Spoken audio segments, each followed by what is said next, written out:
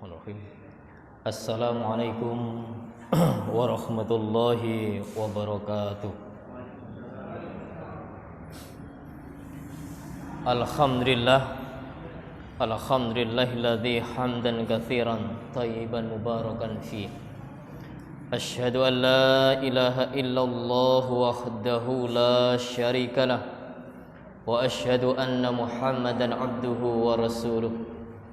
Allahumma salli wa sallim ala nabiyyina Muhammadin wa ala alihi wa sahbihi ajma'in, amma ba'du. Ayyuhal hadirun wal hadirat, jamaah salat subuh yang diberkahi Allah. Jamaah salat maghrib yang dimuliakan Allah. Semangat.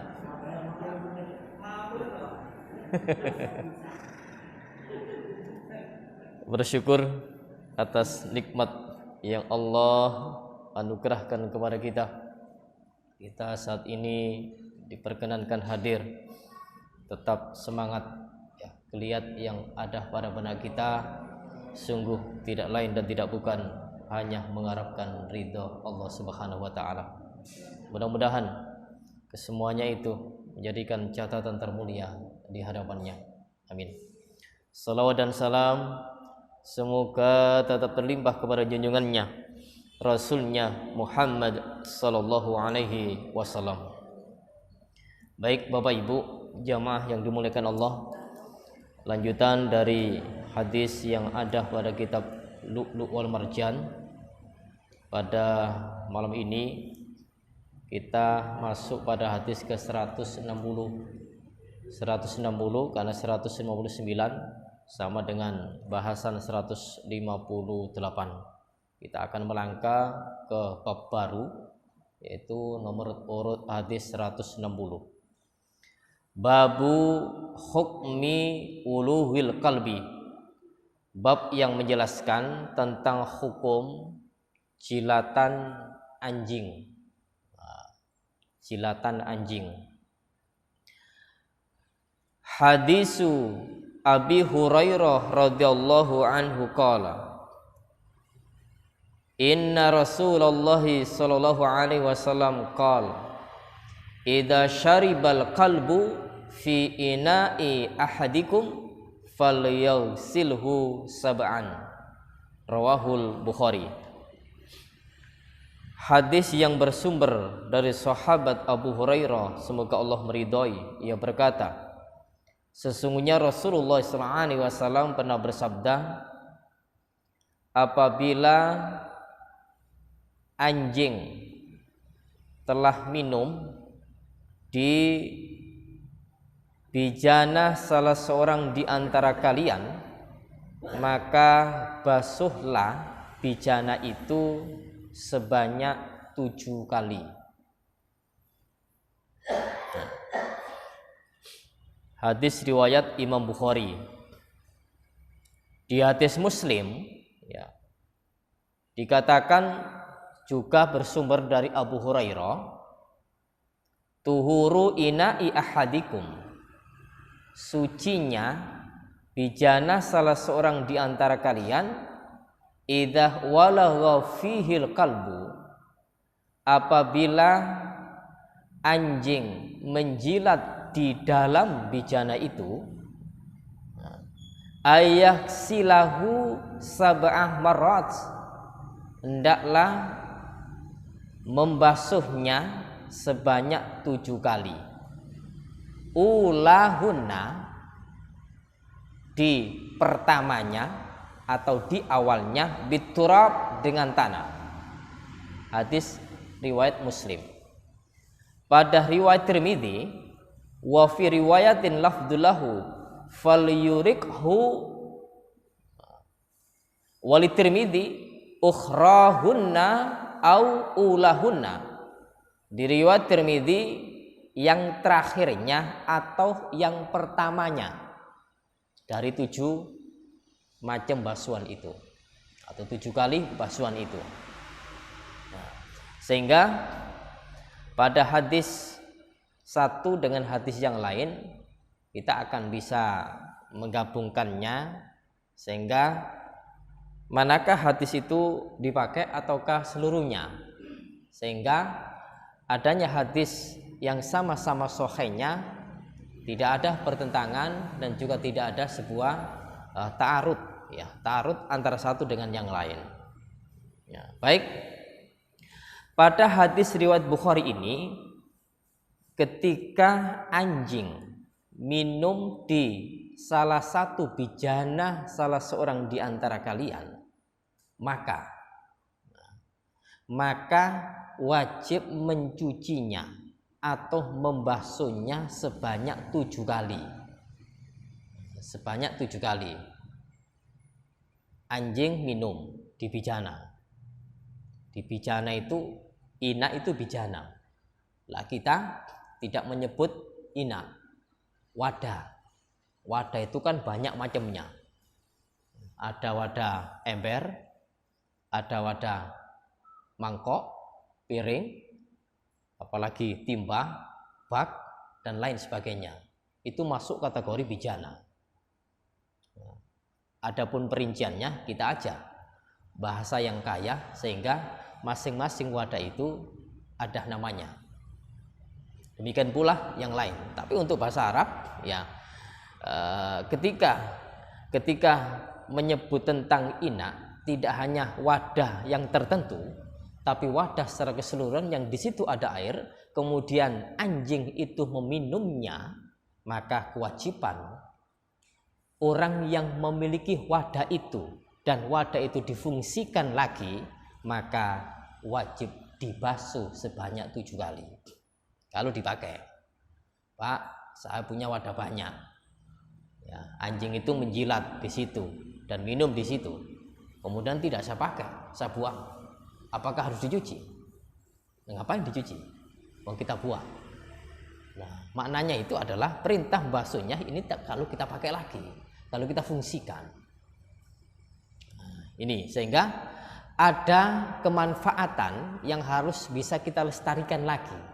Adapun yang tidak bisa kita gunakan lagi, ya, ataupun karena memang wadah itu adalah tempatnya kotor dan tempat-tempat yang ya kotor-kotor sehingga ya tidak terpakai lagi, ini sudah terlepas dari perintah ini.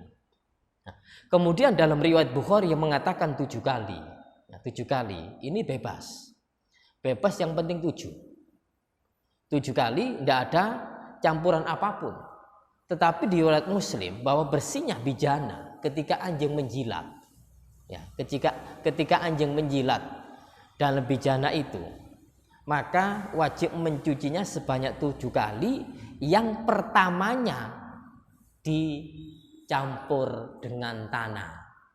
Artinya sebelum 7, yang pertama campuran tanah tadi digosok. Karena terus terang, jilatan anjing, nah itu kotor. Jilatan anjing berefek penyakit. Nah tadi saya browsing beberapa bahaya seperti apakah sih jilatan anjing itu sampai Nabi menyebutkan riwayat yang sedemikian ini. Padahal sama-sama Allah menciptakan hewan, sementara hewan-hewan yang lain tidak sedemikian. Ya, karena dahsyatnya bahaya anjing ketika menjilat, kemudian jilatannya itu adalah masih kita memanfaatkan, masih kita pakai, ya, wadah tadi. Kemudian dari jilatan anjing itu seperti apakah sih bahayanya? Kok sampai bijanah yang ada air kemudian harus dibasuh selama sebanyak 7 kali itu. Ternyata efek-efeknya satu, bahwa ada infeksi bakteri yang menyebabkan ya penyakit itu berbahaya. Yang kedua ada infeksi parasit. Ya, parasit itu yang akan menimbulkan ya diri seseorang gatal-gatal. Kemudian kulit berwarna merah. Nah, lantas sesak nafas, batuk, sakit perut, diare, demam, kelelahan. Ini efek-efek yang kita browsing, bisa dilihat di internet nanti tentang waspadai 4 bahaya jilatan anjing. Nah, yang ketiga, ini penyakit kulit berupa urap kadas. Nah, yang keempat, gangguan pencernaan. Nah, 4 hal ini ya ternyata secara dokteran ya diteliti bahwa bahaya jilatan anjing itu sedemikian rupa. Ya. Kemudian kita gabungkan, pada riwayat Bukhari 7 kali basuhannya, pada riwayat Muslim 7 kali, kemudian pertamanya dicampur dengan tanah. Lantas pada riwayat Imam Tirmidzi pertamanya boleh, yang terakhir boleh, yaitu yang ke-7. Namun ketika kita resapi dari riwayat-riwayat yang ada, Bukhari hebat, paling sahih. Yang kedua Muslim, seorang muridnya Imam Bukhari. Kemudian berikutnya terus terang dari kekuatan hadis, ya menurut Hasan dalam kitab Bulughul Maram, bahwa untuk hadis riwayat Imam Muslim dan riwayat Imam Tirmidzi lebih kuat Imam Muslim, sehingga ya mayoritas ulama ketika mencuci dan atau membasuh sebanyak 7 kali ini, yang dipakai dan lebih mudah itu adalah dicampur tanah di pertamanya. Di pertamanya. Kalau dicampur yang ke-7 kali baru dicampur, maka nanti berikutnya seperti apa? Kita akan basuh lagi kan ya? Kita akan basuh lagi. Sebab ketika basuhan yang ke-7 dicampur dengan tanah, yang jelas kita akan berusaha untuk menghilangkan bekas tanah tadi, dibasuh lagi. Ini akibatnya bisa jadi ke-8 kali. Nah, namun yang jelas ketika 7 kali selesai, walaupun masih tercampur dengan tanah tadi, kalau teknis itu dipakai. Tapi mayoritas ulama memakainya untuk ya mencampuri tanah itu adalah terletak di basuhan yang pertama. Nah, ini arahan hadis itu Imam Bukhari, kemudian Imam Muslim, atas campuran tanah tadi tentunya adalah hukumnya wajib, bukan yang lain. Inilah syariat agama yang ketika kita bahas masalah membasuh khuf, yang dibasuh itu adalah atasnya bukan di bawahnya. Inilah agama, bukan akal. Maka ketika dibasuh dengan tanah, akal kita akan ya mengedepankan bahwa tanah itu tidak mungkin untuk bisa menghilangkan najis seperti jilatan anjing tadi. Justru kita akan memilih sabun yang paling dahsyat. Itu anggapan ya manusia. Tapi prediksi yang Rasul SAW sampaikan bukan ini angen-angen, tapi ini adalah syariat yang Allah perintahkan kepada Rasulullah, Rasul sampaikan kepada kita, maka kita ta'budiyah untuk ya, mengikutinya. Dan diteliti pula bahwa jilatan anjing ketika masuk di bijana itu yang mampu menghilangkan adalah hanya tanah. Adapun sabun itu ternyata belum bisa menghilangkan. Masih ada bakteri yang menempel di situ. Inilah kekuatan agama, kekuatan syariat, yang kita tidak bisa membayangkan ya bahwa tanah itu adalah fungsi dan manfaatnya pun juga cukup besar. Bapak Ibu, jamaah yang dimuliakan Allah Subhanahu wa taala. Nah, kemudian pada hadis ini ketika kita berbicara masalah anjing, ya, maka anjing itu kan macam-macam. Ya, anjing itu kan macam-macam kan ya. Ada anjing yang cerdas, pinter, digunakan untuk nopo nih, yang paling cerdas itu untuk berburu kan ya. Biasanya polisi ada anjing nopo nih yang dibuat untuk melacak itu loh. Itu kan cerdas itu. Ini bukan anjing-anjing biasa. Kalau anjing-anjing rumahan Ya, itu tidak sama dengan anjing-anjing yang dipakai oleh polisi. Namun jenis anjing ini adalah memang seluruh jenis. Anjing apapun. Karena kalbun itu anjing apapun.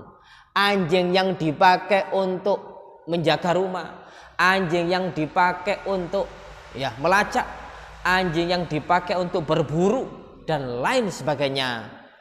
Jenis apapun jenisnya, maka itu termasuk kategori hadis ini. Redaksi pada lafaz Imam Bukhari yang disebutkan adalah syaribah, minum. Minum di suatu tempat, di suatu bijana, ada airnya. Berarti bijana itu ada air. Kemudian pada riwayat Muslim disebutkan bahwa walagha. Nah, menjilat yang di situ memang wadahnya ada airnya. Makna walagha itu atau syaribah tentunya wadah yang ada airnya. Tapi kalau menjilat, maaf, ini perbedaan makna dulu. Kalau menjilat tanpa ada airnya, maka itu bukan walagha, lahatha atau lahitha. Nah, idah lahisal kalbu, jika anjing itu menjilat, ya, berarti wadahnya kering. Namun yang dijelaskan pada hadis ini adalah syaribah dan walagha, menjilat wadah yang ada airnya. Kemudian khilaf di antara ulama tentang pemaknaan dari najisnya jilatan anjing itu adalah, satu, menurut Imam Malik dan juga Imam Abu Dawud, anjing itu najisnya ada pada mulut dan juga air liurnya tadi. Sementara Imam Asy-Syafi'i mengatakan bahwa beliau berkata jami'u a'dhamil kalbi, seluruh anggota anjing itu apapun adanya, yaitu seperti yadahu tangan, au zanabuhu telinganya, au rijluhu kakinya, au ayyu udwin atau apa saja anggota yang ada pada anjing itu, idah waqa'a fil ina'i wusila sab'a marat, jika anjing itu bahasanya itu menjilat di suatu bijana, ghusila sab'u marat, maka wajib 7 kali ba'da ihraqi mafihi, setelah menuangkan apa yang ada dalam bijana itu. Jadi maksudnya dari perkataan Imam Syafi'i, najisnya anjing itu seluruhnya ketika menyentuh anjing, nah, baik tangan, kaki, kepala, nah, kemudian badannya, maka itu wajib membasuhnya sebanyak 7 kali. Sementara Imam Malik dan Imam Abu Dawud tidak, ya hanya jilatan itu tadi yang diperintah untuk membasuhnya. Sehingga ini khilaf di antara kalangan ulama. Namun realita di lapangan ada enggak yang mengikuti hadis ini? Orang-orang yang punya anjing di rumahnya itu bukan malah 1 kali pegangan, malah setiap waktu memberikan makan kemudian dipegangnya. Ini sudah terlepas dari itu. Nah, ternyata efeknya ini. Apakah nggak boleh kita itu untuk memelihara anjing, kemudian fungsinya memang jelas untuk menjaga rumah karena rumah itu memang mewah? Apakah nggak boleh kita itu memelihara anjing untuk menjaga tanaman, untuk menjaga ternak? Boleh, dalam satu hadis dikatakan sah-sah saja gitu. Namun kita harus menjauh dari ketika kita itu nanti akan terimbas wadah kita. Nah, punya wadah yang digunakan untuk kita juga, kita pakai juga, maka kita wajib untuk membasuhnya sebanyak 7 kali tadi. Lagi permasalahan yang mewujud dalam hadis ini adalah, kalaupun toh itu nanti akan menyeluruh, akan menyeluruh segala hal yang tersentuh oleh anjing kemudian najis. Segala hal yang kita menyentuhnya sengaja ataupun tidak akan berefek najis, maka akibatnya kita harus wajib untuk mencuci sebanyak 7 kali tadi. Tapi kalau mengikuti pendapat yang Imam Ustadz Hasan, Ustadz Abdul Qadir Hasan, ketika memahami hadis ini memang dipahami sebagaimana teksnya hadis itu. Seperti apakah? Apabila anjing menjilat di salah satu bijana salah seorang di antara kalian, maka wajib dicuci sebanyak 7 kali. Pertamanya dicampur dengan tanah. Maka syarat ada jawab. Syaratnya apa? Apabila anjing menjilat di bijana. Jawabannya wajib dicuci, dibasuh sebanyak 7 kali. Di bijana. Ini pemahaman menurut tekstual hadis. Sehingga kalau menjilat itu di lain bijana, tanpa ada urusan. Tanpa ada urusan. Lu menjilat apakah selain bijana? Banyak. Ketika kita jumpa anjing, ada enggak orang yang pernah terjilat oleh anjing? Ini bisa jadi orang-orang yang berdekatan dengan anjing bukan hanya dijilat 1 kali 2 kali, itu malah sering kali. Sehingga hal itu menurut sebagian pendapat bahwa itu hanya terfokus pada bijana saja. Kalau menjilat di kain kemudian di kaki, terlepas untuk wajib mencuci sebanyak 3 kali tadi.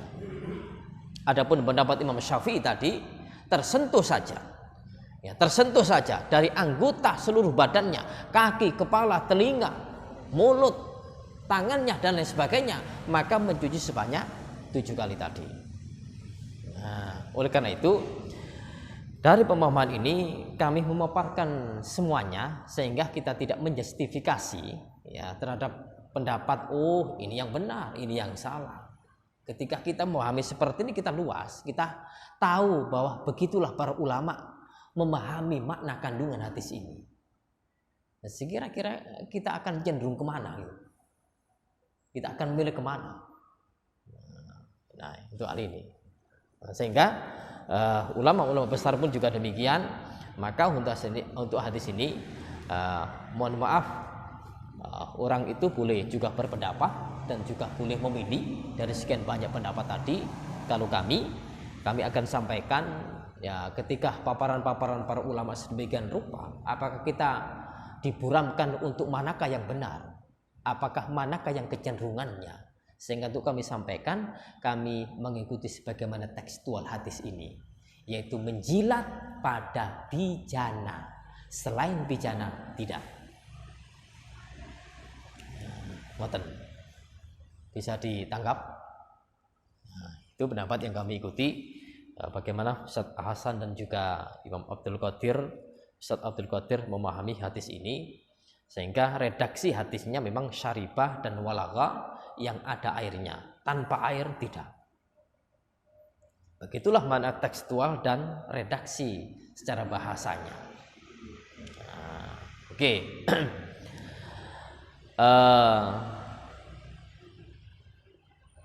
Kesimpulannya bahwa setelah kami memilih dan juga kecenderungan pendapat tadi bahwa hadis yang ada di beberapa riwayat Imam Bukhari di sini, kemudian Imam Muslim di kitab Muslim nomor hadis ke-677, yang pertamanya dicampur dengan tanah, kemudian riwayat Imam Tirmidzi boleh pertama boleh akhir. Cuma mayoritas ulama memakainya untuk membasuh campuran tanah tadi adalah di pertama basuhan. Oke. Ini pada hadis 160.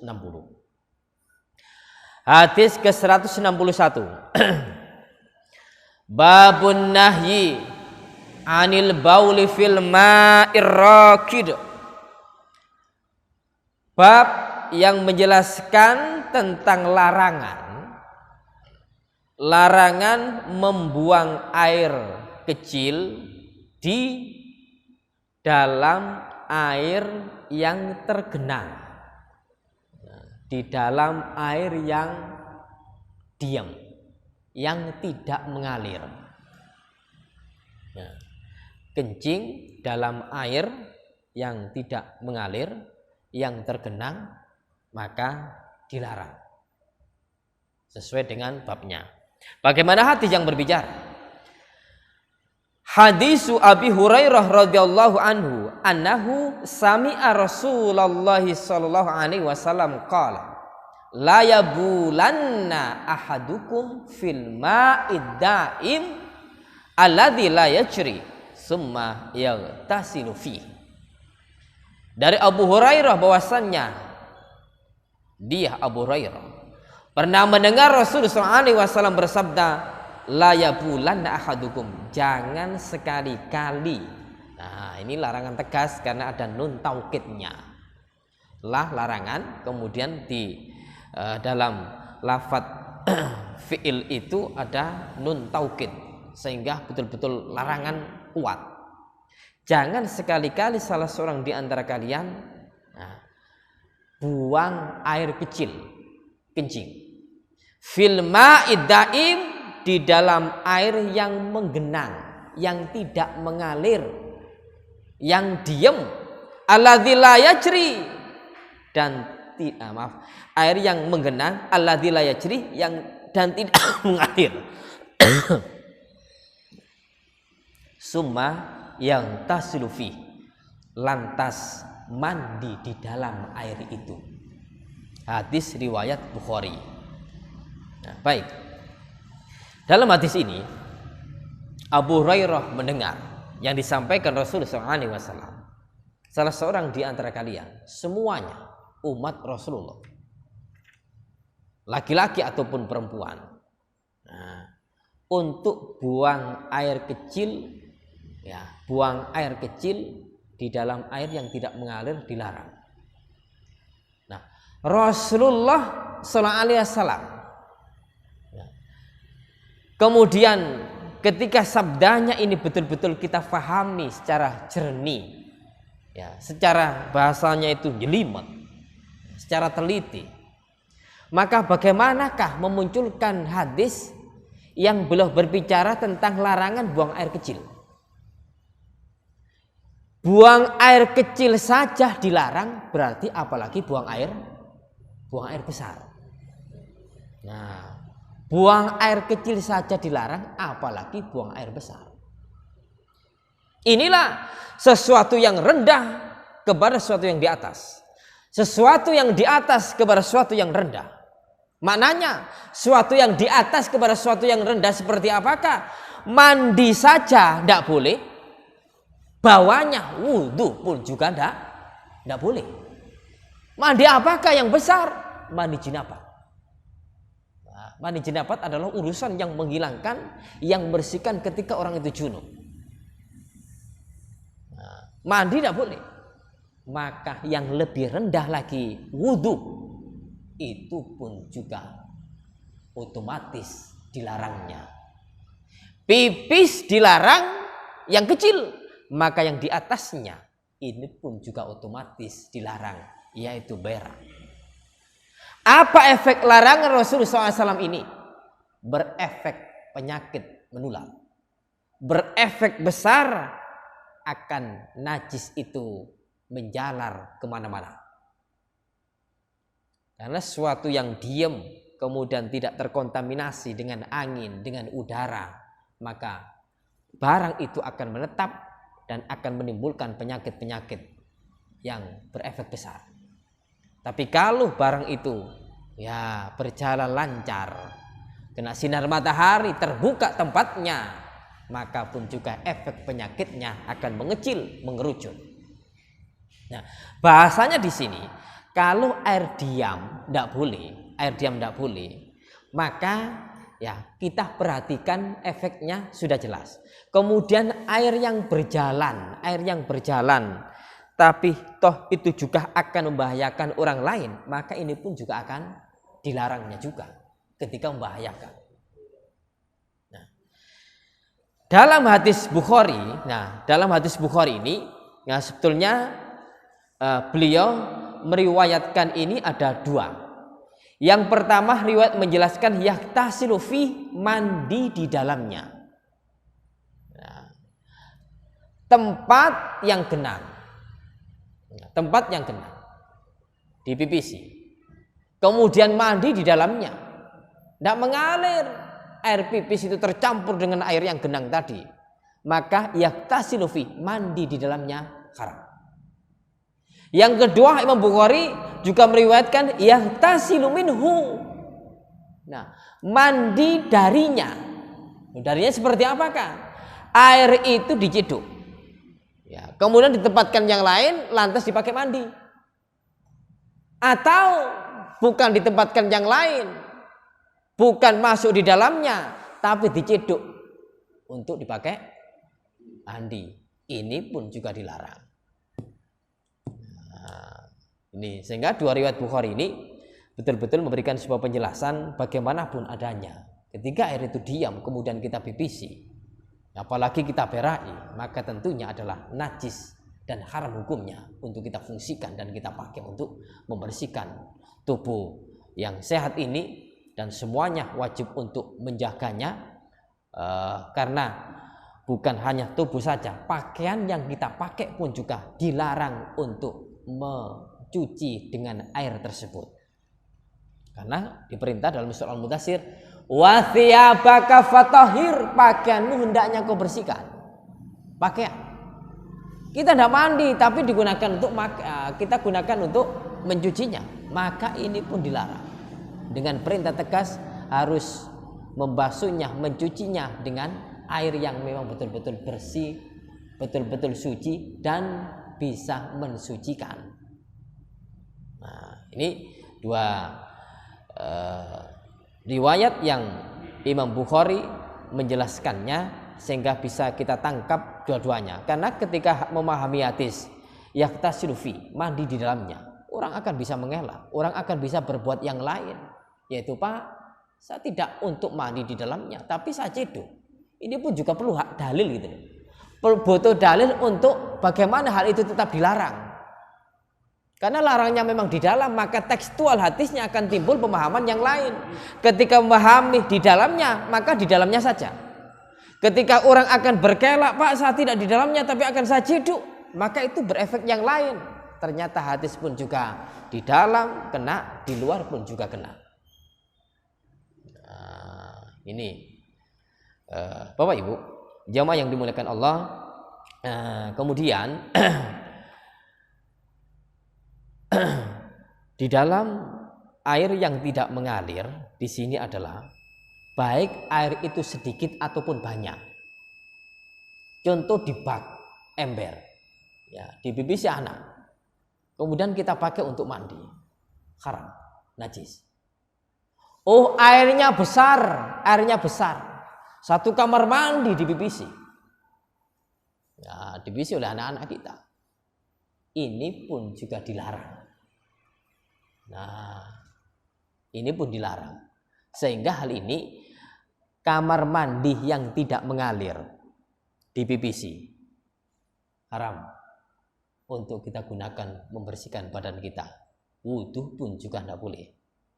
Haram kita gunakan untuk membersihkan pakaian kita, apapun jenisnya, karena tidak mengalir. Apa sih efek dan akibat kalau air itu tidak mengalir? Maka berefeknya tadi menimbulkan penyakit. Kalau mengalir terus, maka itu pun juga akan hilang, ya, kotoran-kotoran yang ada tadi. Sehingga bahasa mudahnya, ketika kita itu mandi di dalam air yang mengalir, oh, mandi di kolam renang. Kita juga pernah kan mandi di kolam renang.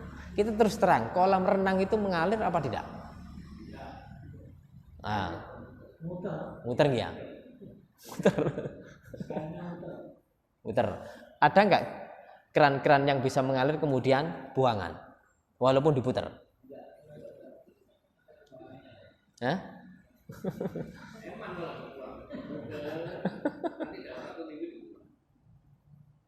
Nah, Ini kalaupun toh itu ya mengalir kemudian ya ada pembuangannya, kita bisa pakai gitu. Kita bisa pakai. Nah, sehingga perputaran air itu kemudian meluapnya dan pembuangannya sehingga aliran-aliran itu bisa berjalan dengan baik, maka akan bisa mensucikannya. Maka kita bisa memakainya. Tapi kalau air itu satu ember, satu kolam, kemudian anak-anak pipis di situ, padahal airnya itu hanya di bahasa Jawanya dubek saja, ya akan menimbulkan sebuah kenajisan. Nah, walaupun dicampur dengan apa itu? Itu kan maunya melepas dari bau-bau yang najis tadi. Nah, cuma hal ini tidak etis gitu loh, tidak layak. Nah, tidak layak. Yang digunakan untuk renang ternyata dipipisi. Padahal itu dilarang untuk dipipisi. Orang tidak mengerti, yang penting orang nggak tahu aja. Banyak kan? Wes pipis di situ aja. Padahal kamar mandi ada, tempat kencing pun juga ada. Ini bahasanya kan kita pun juga nggak sembarangan gitu. Ini akan berbicara tentang akhlak kita. Ketika kita berenang di satu kolam, kemudian pipis di situ memang aturannya, di situ ada kamar mandi, kemudian tempat kencing, ya kita tempat kencingnya di situ, jangan di kolam tadi. Walaupun tidak ketahuan, ini akhlak. Nah bahasanya, kalaupun toh di kolam, karena larangannya itu pipis di situ pun juga dilarang, maka mandi di situ sah, boleh. Ya. Loh Pak, bagaimana kalau anak-anak di situ tadi, anak saya pipis di situ, kemudian selesai mandi bilang, ya saya tadi pipis di situ. Wallah alam, kita sudah nggak tahu kan, terlepas itu. Nah, kalau nggak tahu sih urusannya di maafu. Tapi kalau sudah pipis di situ banyak orang, nah kemudian kita pakai, nah, ini pun juga akan menimbulkan sebuah hal yang dilarang. Nah, kemudian larangan ini ya berefek menjadi rusak. Dengan demikian memberi mudarat, memberi bahaya kepada orang lain. Sehingga ada kaidah la dirara la dararah wala dirar. La dararah wala dirar. Ya. Setiap orang tidak boleh membahayakan kepada orang lain. Dan orang lain pun juga tidak boleh memberikan bahaya. Nah, artinya kita tidak boleh membahayakan orang lain pun juga tidak boleh membahayakan kita. Saling itu. Nah, ini. Nah, sehingga kita baca, ketika wadah ini kita pipisi, wadah bijana besar, kita pipisi. Banyak orang di situ pipis di kolam itu. Setiap orang yang renang pipis, setiap orang yang merenang pipis. Hukum ini dilarang. La darar wala dirar. Tidak boleh membahayakan orang lain dan orang lain pun juga tidak boleh membahayakan dirinya. Maknanya bahwa ketika kolam itu kita pakai untuk mandi kemudian kita pipisi, jangan, akan membahayakan orang lain. Ya, akan membahayakan orang lain. Pun juga orang lain pun juga jangan memberikan efek bahwa ya orang lain pun juga akan memberikan sebuah bahaya. Nah, ini kaidah yang demikian ini perlu kita cermati, bahwa kadang-kadang kita tidak hanya berpegang kepada peraturan saja gitu. Ya, peraturan yang ada di teks tulisan. Kadang-kadang kolam renang itu tidak ada aturannya, dilarang pipis di dalamnya. Kita kan enggak ada kan.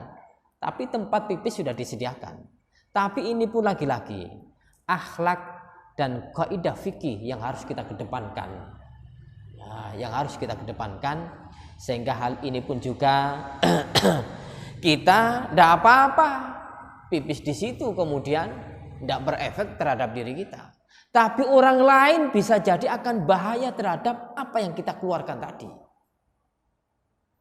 Ini kaidah yang bisa memberikan sebuah efek yang saling menjaga kesehatan antara diri kita juga orang lain.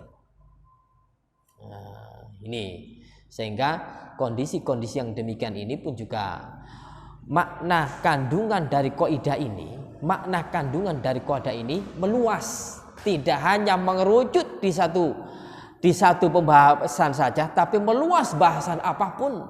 Demikian pula kondisi yang seperti ini, ketika kita sholat berjarak, kemudian sholat pakai masker, yang batuk tetap diterima saja untuk sholat di sini, batuk parah, kemudian ya dalam dirinya memang tidak bahaya karena sudah berbahaya, tapi orang lain akan terimbas dari bahaya yang orang itu miliki. Nah, sehingga kaidah ini akan berfungsi kepada semuanya, la darar wala dirar. Nah, ini di hadis ini akan berikan sebuah pelajaran yang mendidik tentang ya, kesehatan dan juga mendidik tentang akhlak kita, sehingga kita baik dalam hati kita secara lahir ataupun batin. Ya, kalaupun toh itu untuk urusan ini tidak dilihat orang lain tapi justru membahayakan, maka kita jangan berbuat. Walaupun tidak ketahuan orang lain, Allah akan mengetahui hal ini. Sehingga utuh di mata Allah, maka hendaknya di mata umat walaupun tidak kelihatan, tapi Allah selalu mengawasi kita. Jangan sekali-kali untuk berbuat yang tidak baik walaupun tidak dilihat orang lain. Kiranya ini ya, dua hadis yang bisa kami sampaikan, insya Allah bisa diterima.